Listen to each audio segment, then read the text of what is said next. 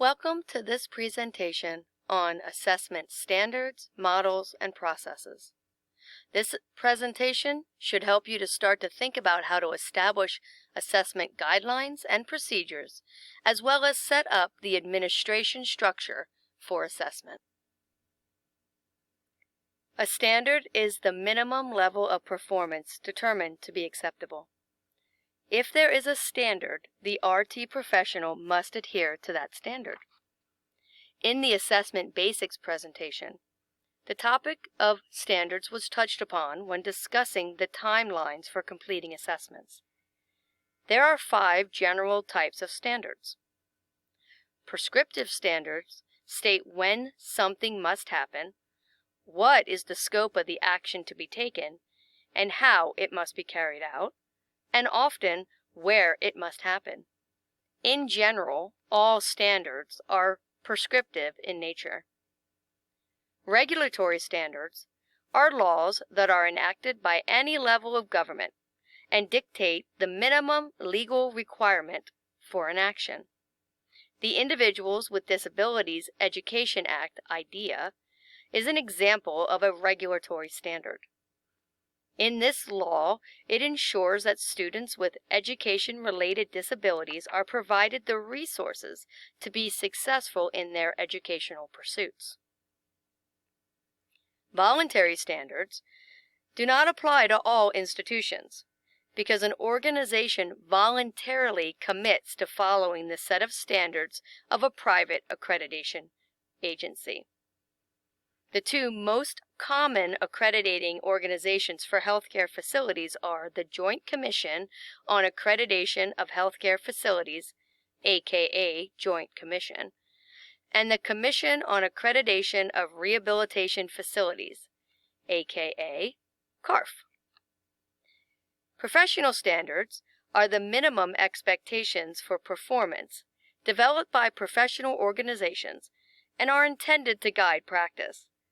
RT professionals are expected to adhere to the standards as set by the American Therapeutic Recreation Association, or ATRA, and the National Council for Therapeutic Recreation Certification, NCTRC.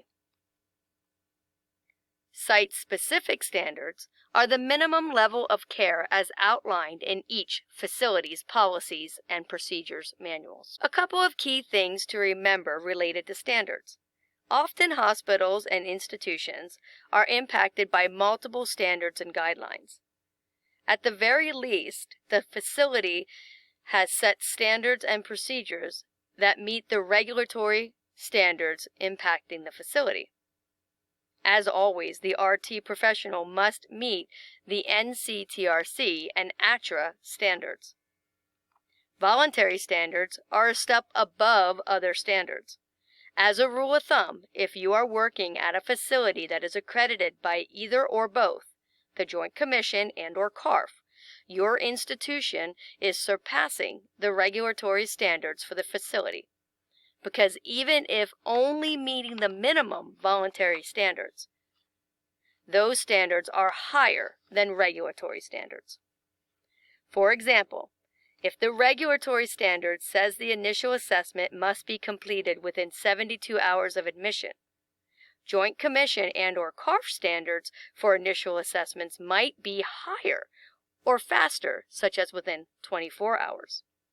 Therefore, if you meet the voluntary standard of 24 hours, you have already met and surpassed the regulatory standard of 7. The Therapeutic Recreation Assessment Planning Model was developed by Peterson and Stumbo to help practitioners develop facility assessment protocols and procedures. First, RT professionals must have a clear understanding of the setting, facility, and the population of the targeted clients. This is very important because each facility is unique in its mission, service delivered, and the clients being served. Second, the provider begins to define the assessment parameters. In essence, the RT professional will define what the assessment is expected to do. For example, parameters are usually related to function, content, and implementation strategies. The third stage is to either select a commercial assessment tool that will meet the parameters of the assessment or to develop an agency-specific assessment tool. In some cases, the provider may decide to use a combination of both. Developing an agency-specific tool is a common practice within the field of RT, but it can be an arduous and tedious process. After the tools have been selected and or developed, it is essential for the RT professional to develop standard procedures to follow when completing an assessment. The RT practitioner should have a well-developed assessment protocol, which is essentially the directions for completing the assessment process. Protocols increase validity and reliability of the tool as all staff are completing the process in the same manner.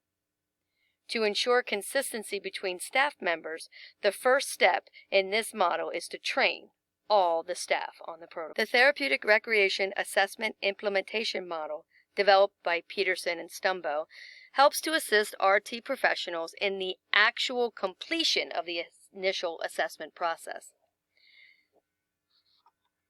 The steps in this model occur daily within the life of an RT professional, and it outlines the steps to complete assessments consistently.